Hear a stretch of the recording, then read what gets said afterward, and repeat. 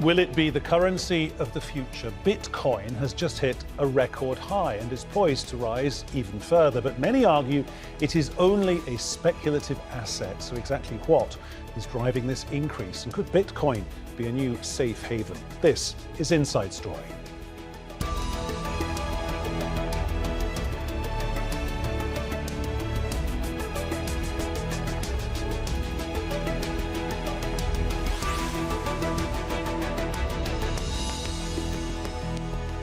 Hello and welcome again to Inside Story from Doha. With me today, Peter Dobby. Well, it's Bitcoin season again, the time of year when the world's most famous and least understood currency explodes in value, seemingly for no reason at all. In March last year, a single Bitcoin was worth $5,000 US. In December, it hit $20,000 for the first time. As we came into the new year, 30,000. And just days later, it's now 40,000. It has those already on the Bitcoin train guessing at where it goes next, and those who aren't playing a game of, well, what if? We have a panel of experts, of course, standing by to unravel this latest rise for you. But first, if, like many, including me, you're still confused about what Bitcoin actually is and other cryptocurrencies, what they are too, here's what you need to know about the basics. Now, with any type of online currency, every transaction needs to go through a middleman. Now, that's usually, of course, a bank or a money exchange facility. They're the one who says, yes, person A has given money to person B. Cryptocurrency is the name given to any digital currency which allows you to skip that middleman. It does that by a very complicated system called blockchain. That's unique to a few cryptocurrencies and is said to make them safer. All you really need to know is that instead of one person recording the transaction, it is recorded on thousands of computers at once, known as a decentralized system. Bitcoin is simply the first and also the best known version of cryptocurrencies. But there are many, many more. In the last 4 days, at least 30 others have been created.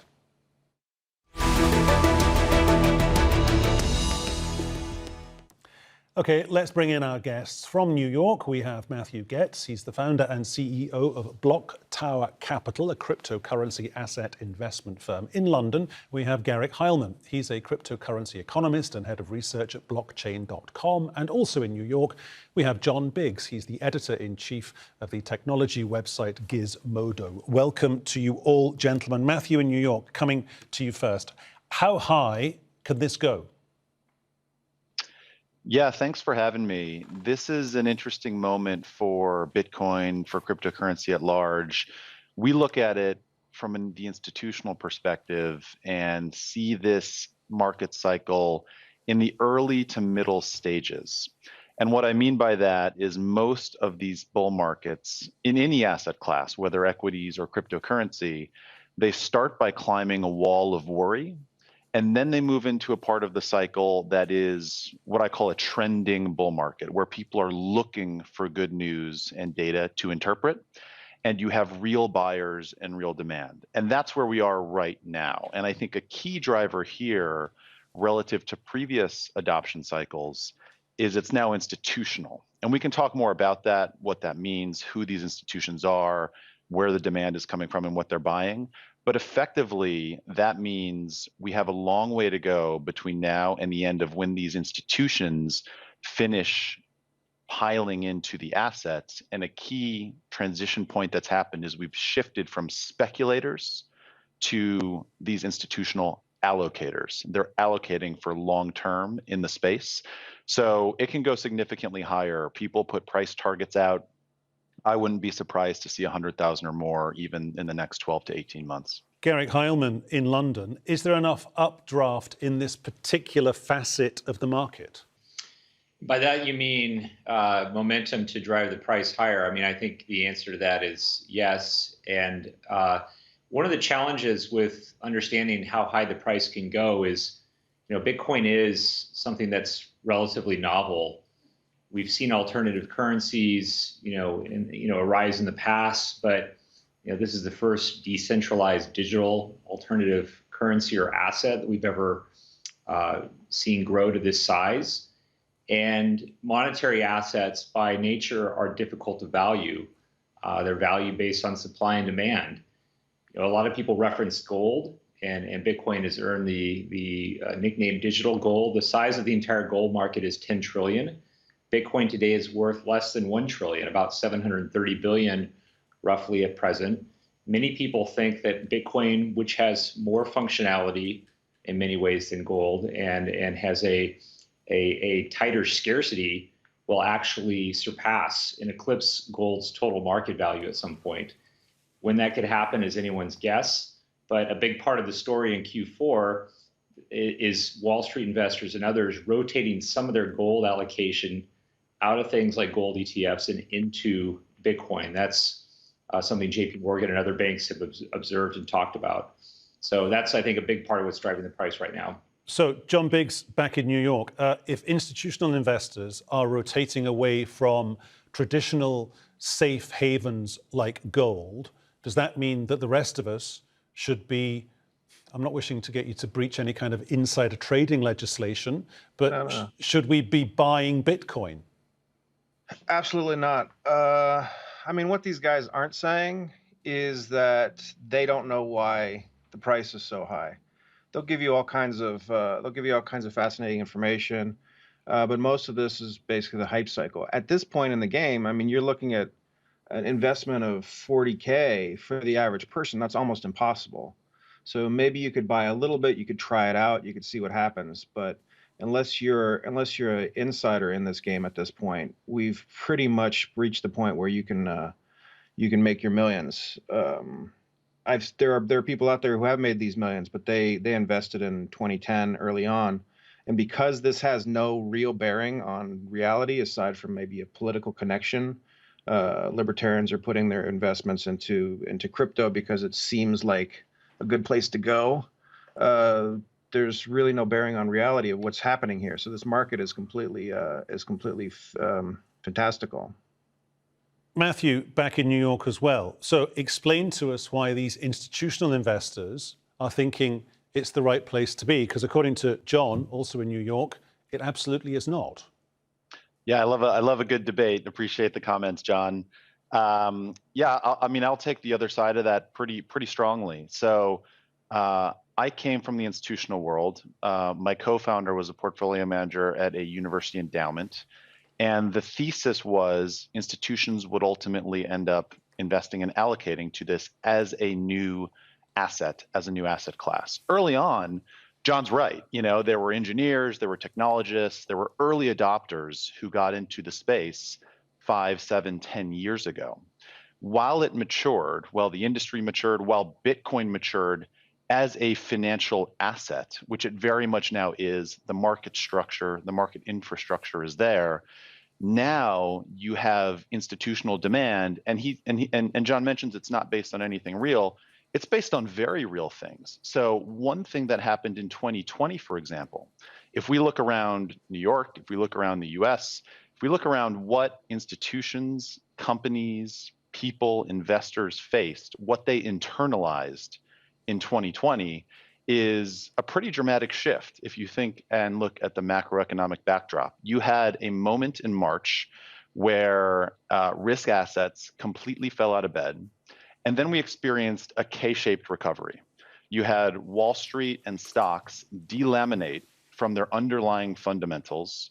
And you saw the performance of various stock markets, of the NASDAQ, of big tech, et cetera, last year. Matthew, can I interrupt you there and just pause you for a second, for which I sincerely apologize? A K-shaped recovery, assume I'm a complete idiot. What does that mean? And when you talk about investments delaminating in a sentence, give me a sense of what that means as well. Sure. Yeah. So K-shaped recovery, meaning Wall Street stocks went one direction, i.e. up. But the reality, the underlying fundamentals for people, human beings, their livelihoods, small businesses, as has been well documented throughout the pandemic, experienced in many ways a very different reality. The reaction to that from central bankers, from the Fed here in the US, was stimulus, was more money printing than had ever incurred in history. I think it's something like 30% of all US dollars that exist were created last year in 2020. Okay, let me just take that idea of inflation and I guess you would call it quantitative easing, which is basically printing money to put money into the system as a stimulus. Garrick Heilman in London. Can this cryptocurrency be a hedge, a defense against inflation when you have governments around the world anticipating recession, maybe tipping over into a 1922 style depression, where they have to start printing more money to get it into the system because people around the world, because of COVID, we haven't seen this many people losing their jobs this quickly for a long, long time? The short answer is yes. So even before the pandemic, many were concerned, myself included, about the unprecedented level of debt, world record levels of debt on the public sector's balance sheets, on government balance sheets, in the private sector and elsewhere.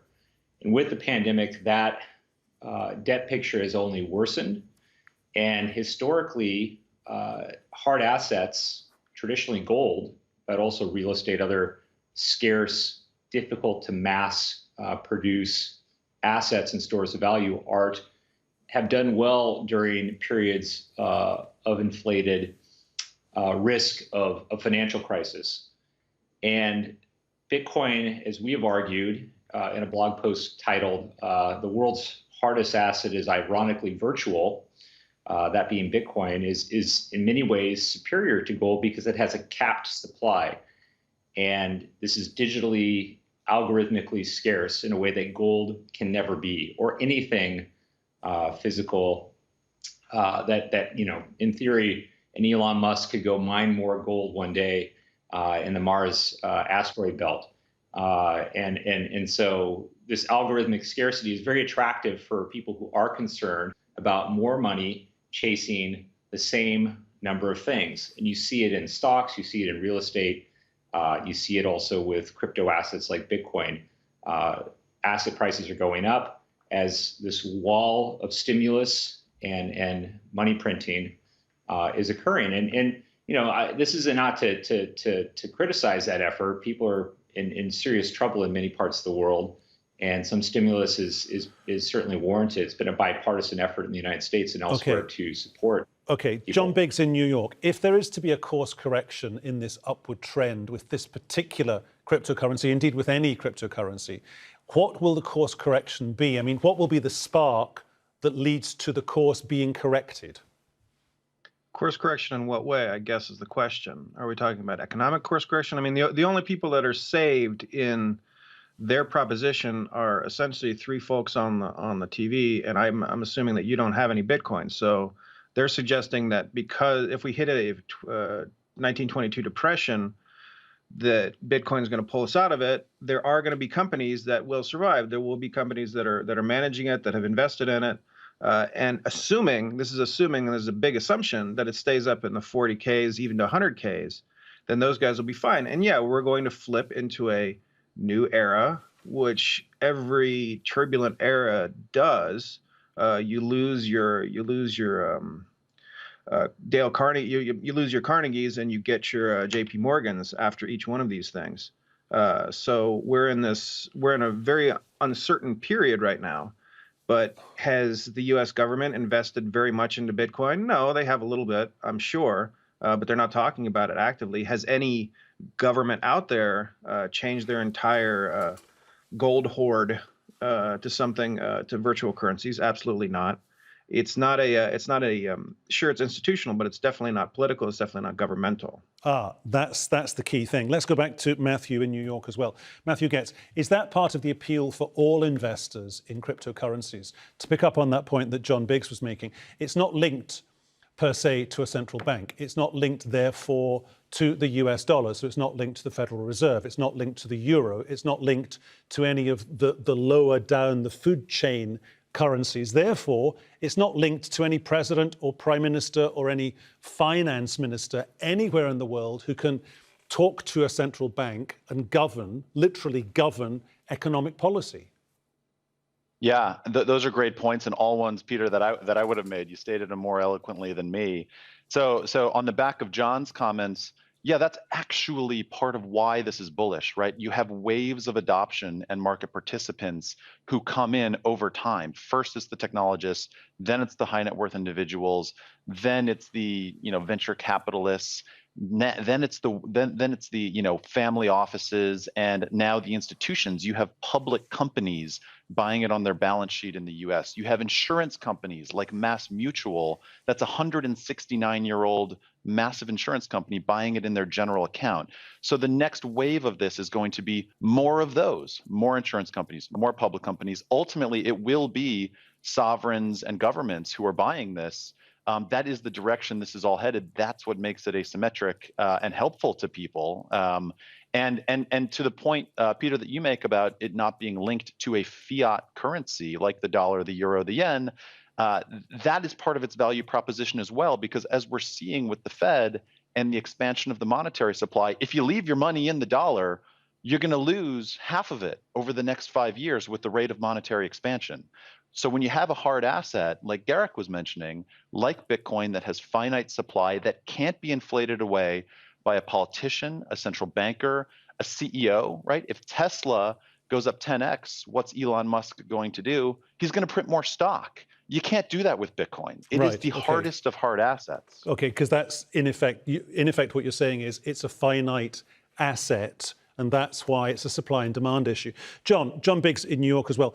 What do you say to those people who say these cryptocurrencies are a great idea? And they say they're a great idea because some of their logic says this: it means that money, in inverted commas, can be fairer in the way it's used by the people who use it. So that's why certain administrations in the West Indies are experimenting with this. And if you look at the continent of Africa, where a banking system for a lot of people simply doesn't exist, their mobile phone with an app becomes their banking system. So you can live in a poor country, and I'm putting that in inverted commas, or a country that has little/no infrastructure, but you can still do banking and in effect live in a cryptocurrency world.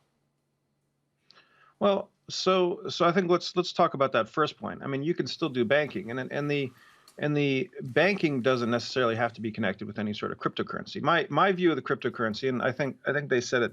I think the other two guys said it best when they basically said, look, who owns this right now? It's the early adopters, technologists who know exactly how to hold it. You never want to hold it onto any online wallet. That's the first trick. So they know exactly how to hold it without getting robbed.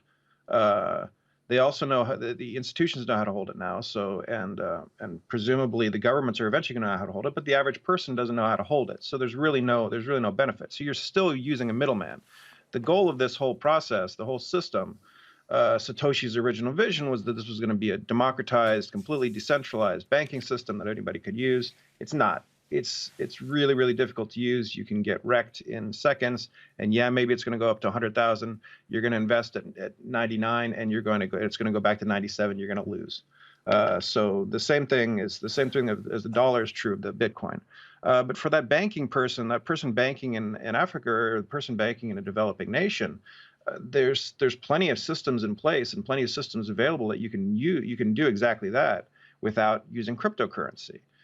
There's plenty of remittance systems that don't use cryptocurrency at all, and actually all remittance systems don't use cryptocurrency at all. Okay. So we're in a position to say that this is a brand new technology that's helping the world, but it's not being used at all. Nobody is using it. Okay, Garrick Heilman in London, on that idea of it's a brand new technology that's not being used properly that John was talking about there, does it need to be regulated? And that's a problem because governments, financial ministers around the world don't really get it, in as much as, with all due respect to you three, there is little or no moral compass in the world of stocks and shares.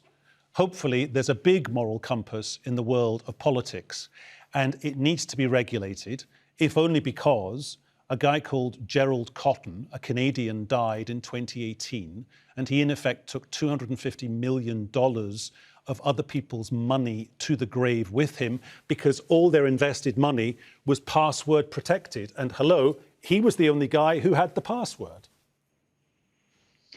Right. So, yeah, there's a lot of things to say there. First, this is regulated currently, and part of the story of 2020 is there's been much greater regulatory clarity around crypto assets, particularly in the United States, and that's helped get institutional investors and banks more comfortable banking crypto and crypto companies and supporting customers.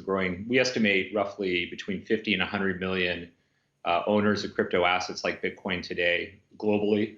So it's still not a billion users like WhatsApp or another major tech platform, but it's grown significantly. But your point's it's fair. Look, I mean, I think people listening to this need to understand that crypto assets have historically been quite volatile.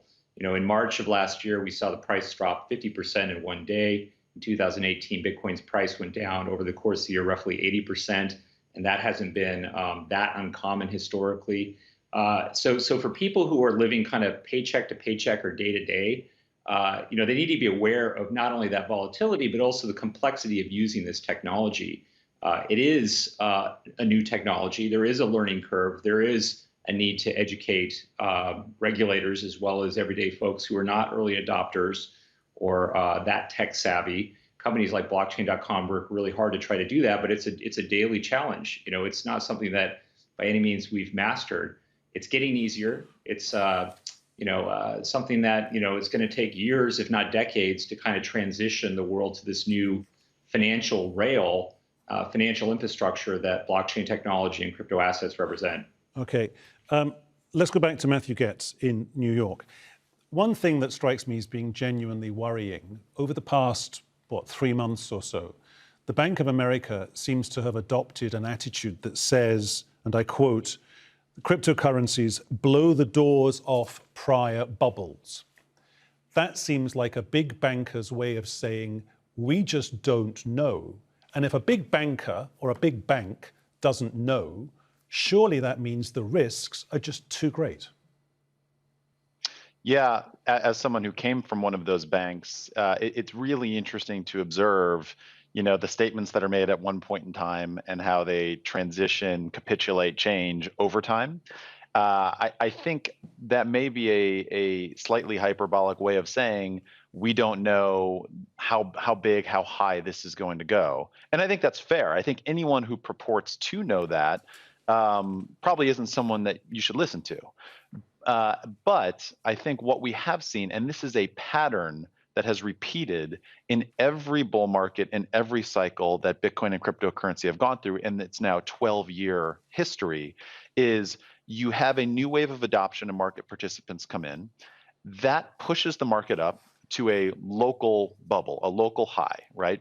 That happened when Bitcoin went from $1 to $100, okay. And then it consolidated. Right. And then it went back up and it got to $100, and people said what Bank of America is saying now. Okay. And what did it do? It went to $1,300. Okay, so Matthew, I'm going to pause you there because I just want to put one final point very briefly to John Biggs. John, in New York, in 30 seconds, the reality is somebody watching this discussion might say, oh, I'm going to put $20,000 into Bitcoin.